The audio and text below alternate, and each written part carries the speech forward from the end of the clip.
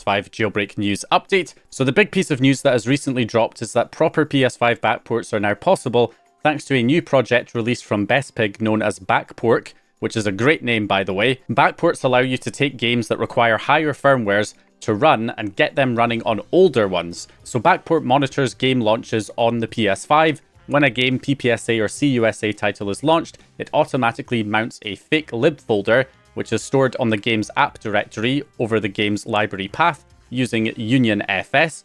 This allows for library replacement/injection without modifying the original files. So the idea is that the game gets backported by taking the system libraries it relies on from one of the firmwares that the game already supports, and those libraries are stripped of any dependencies that don't exist on the older firmware.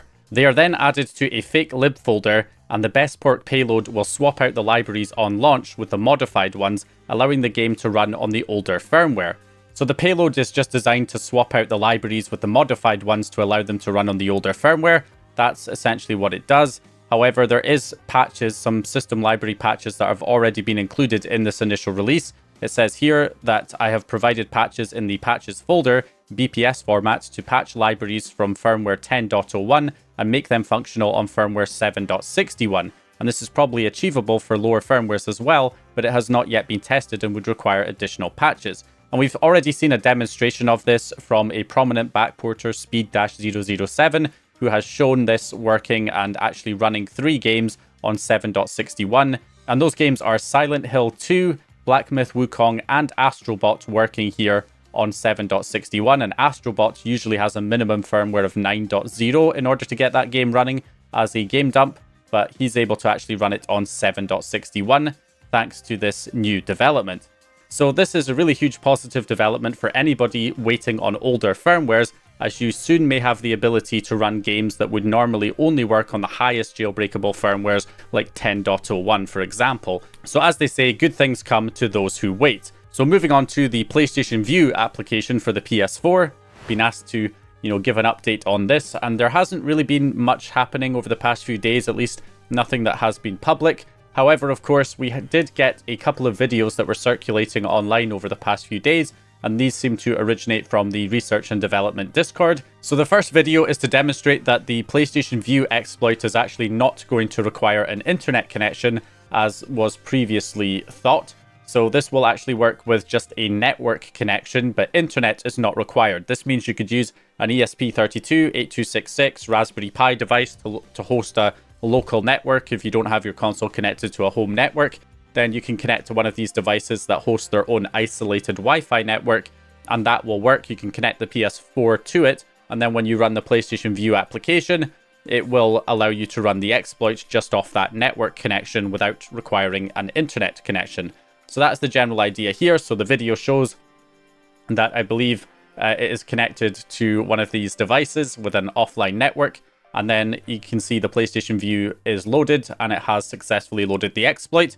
This is just the userland exploit being loaded here, although of course work is still ongoing to chain this with the kernel exploit to allow us to use it to jailbreak the PS4, and currently they are on stage 3 of porting the kernel exploit. So it is getting quite close here. Once stage 3 is done, there probably won't be much more to go until we get some kind of implementation. Now, beyond that, we also got another video that was circulating, also originating from the Research and Development Discord. This one is from Earth Onion, and this version seems to show some kind of payload menu that looks like it's implemented within the PSVue application. So we can see loading the Poopsploit test.js and then the IDU mode.js. So these are different payloads that are being executed here from this menu. So once the exploit is loaded, it may perhaps, switch to some kind of payload menu where you can tell it to load specific payloads that you want to run on the console. So it looks like more thought is going into making this exploit as convenient as possible for the end user once it's released. So we'll have to see if this actually ends up being implemented in the final version. So that's what we've got there with the PSVue application. Beyond that, we also got a little tweet from Gejine here saying that they sent another report to Sony and hope they triage faster than 2026. So in other words, they've reported some kind of vulnerability to Sony via the HackerOne bug bounty program, and we'll see how long before the report is actually validated and if it ends up getting, disclosed at some point in the future. because it's Gedgy now, we can usually safely assume it's going to be some kind of userland exploit if it is anything, rather than a kernel exploit, because most of the developments that we see from this developer tends to be userland based. But we won't know more until the developer gives us more information about this, or until it is eventually disclosed sometime in the future. So that's all we've got for updates that could pertain to the PS4. So let's go ahead and move on to some of the PS5 updates. So first of all, we have a lot of updates for the YouTube jailbreak. Now, I did do a deep dive update video for the YouTube jailbreak specifically, covering all of these updates in depth, also showing you how to install all of the updates as well in that video. So if you want to, dive in a little bit deeper to these updates, then check out that video that I uploaded previously, which will be linked in the video description. So first of all, we got the YouTube jailbreak updated to version 1.3. This is the original project. So this update is mainly a stability update, so making the kill YouTube stable. When the jailbreak closes the YouTube application, it will now close it properly. We've also got the PSN pop-up disable, making that stable, making the 2-second limit removal stable, fixing a few bugs, and adding DLSYM offset prediction. And of course, you can install it by simply copying the download.dat file over to the user download ppsa01650 folder if you already have the jailbreak set up to update it, or you can simply restore the backup file on a retail console. If you want the autoloader, it has also been updated to version 0.4, which now includes the 1.3 version of the original project included in the autoloader. So for that one, you just go ahead and download the Y2JB update file, put it on the USB drive, and then when you load the YouTube jailbreak, it will update to the latest version of the autoloader. Now, beyond that, we also got an update to the YouTube jailbreak WebUI, which is becoming my favorite way of loading the jailbreak with the YouTube jailbreak at the moment. The idea is that you run a web server on some device on your local network. It has a Docker file as well as an install script for Windows and Linux. So you can pretty much set this up on any device on your local network. It will run the web server that sends the payloads for the console to execute whenever you open the YouTube jailbreak. So it can be used as an autoloader, but then it also has a web panel, which makes it easy to swap out different payloads for it to load. So we have some updates here. The developers on this project are rmuxnet or rmuxnet, Nasky, and r-freeman. So this update adds a bunch of new features, including one that I was personally requesting in my previous video. So first of all, there's this new tools section, and it's added an FTP client. So the idea is that you can send the download0.dat file for any new versions of the YouTube application using FTP by clicking this button, and it will send it from your computer and upload it to the correct location on the file system of the PS5 to update the YouTube jailbreak. So it can be done with one click, which is nice. There's also a block updates option that you can enable as well. I believe the update blocker, just like all the other update blockers for the PS5, is not persistent, unlike the PS4 where it is persistent because the update directory gets wiped on a reboot. So that is something to bear in mind. So one of the features that I was asking for was the ability to enable and disable certain payloads for the autoloader, because generally you're not going to want it to autoload every single payload when you run the YouTube jailbreak. There might be certain payloads like the app dumper that you only want to load when you want to dump an application, and you don't want it to load as soon as you run the jailbreak. So that's now been added. I can select specific payloads that I don't want to load. For instance, I can uncheck this box here, and now the web server is disabled for auto load. So when I run the YouTube jailbreak, it will load all of the other payloads, but not the web server. And then when I want to load the web server, I can just go onto this panel and click load, and it will load that on the console. So that's the idea there. You can also change the load order of the payloads by just dragging the payloads, up one, so that it will load that one first. And there you go, it saves the load order, so you can choose which order you want each payload to load in. And it also has a little delay option that you can toggle, and that will add the delay. Probably don't want to do that for laps. You're going to want to do that for other payloads. But the idea is that, you might want to give a certain delay between each payload executing to give, whatever setup one payload is doing, give that time to finish before the next payload is loaded. So you have that option there as well. So some handy features been added there. You also have this experimental FTP section here that will remotely connect to the console and give you access to the file system, just like a normal FTP client, where you can download files, upload, rename, do all of that stuff, create new folders and new files on your console. So in just a couple of days, we have some pretty big updates to the YouTube jailbreak web UI. So that is great to see there. Now, beyond that, a few other updates. So sticking with the theme of web panels here, we also have a beta version of ShadowMount, a new pre-beta.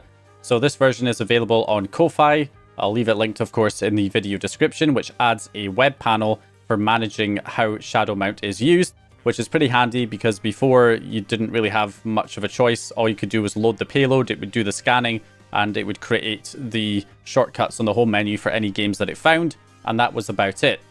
So the idea is you just go to the PS5's IP address with port 8085, so :8085 on some device that is connected to the same network as your PS5, and then from there you can see we get this. So this is the web panel, and again, this is just a pre-beta version here, so probably a lot more updates to come.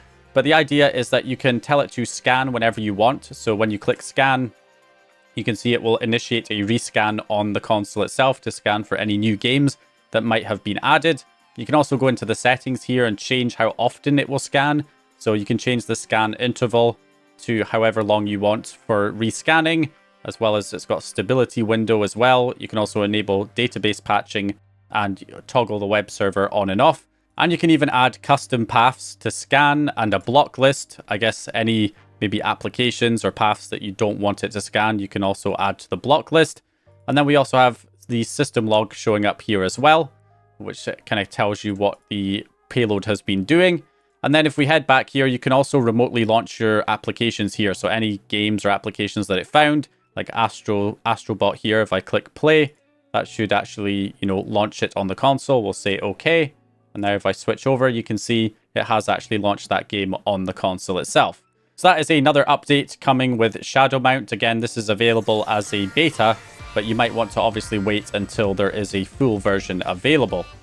Now, we've also had the release of a bunch of new tools that can be used to transfer your PS5 game dumps over to the internal storage, because generally it's not recommended to use FTP to copy the games over, because it's generally unreliable. The best thing I think is still to use items flow to copy the game dump from a USB locally over to the console storage instead of over the network.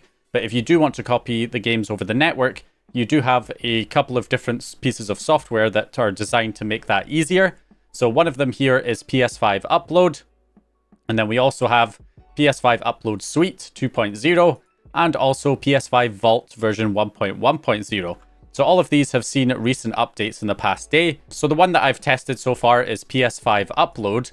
So this one actually supports RAR extraction, so you can just send the RAR file directly, because most game dumps come in some kind of compressed archive, so you can just send the archive and it will do the extraction for you and upload it to the console. You can send the payload from the software, you select your game dump, and then once you are connected to the console, you can then upload it and it will detect if there's a RAR file involved. It has support for different types of compression, as well as the ability to, change where you want to upload it to. You can select the ETA Hen Games folder on the console storage, or the Homebrew folder on the console storage, or a custom location, and then you can upload the file and it will start transferring it over. And it also has the option to apply the chmod 777, which of course is the read, write, and execute permissions for the folder, which is one of the reasons why you get the black screen issue when you copy games over to the internal storage, is because they don't have the correct execute permissions applied on the directory.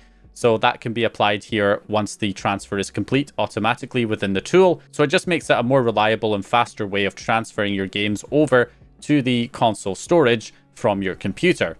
And like I say, there's a few of these pieces of software that have been popping up recently. You can use whichever one you like the best. So anyway, those are the updates that have been happening over the past few days here with the PS4 and PS5. Lots of updates as usual. Things are definitely not slowing down. So I hope you guys enjoyed this video or found the information useful. If you did, please leave a like and subscribe. And once again, as always,